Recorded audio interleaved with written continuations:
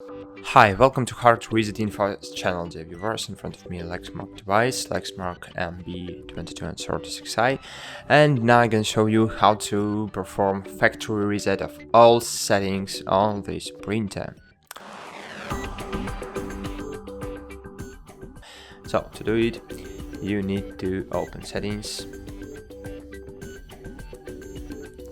then open device, scroll down, and here you can open about this printer, and here you have export configuration file to USB.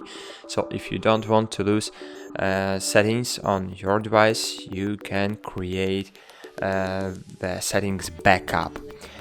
But unfortunately I can't create settings backup because I have no USB connector in my printer, so I just can't create a backup. So if you have USB connector, you can create a backup, then perform factory reset, and then import configuration file using system interface, and then you will have all your old settings on your device.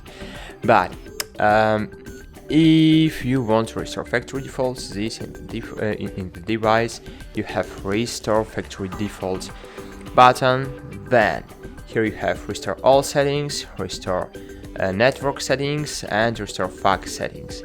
So you can click restore all settings, then click restore. I will not do it now because I don't want to lose all my settings. I have a lot of settings on my device that I need. So if you want to restore, just click restore.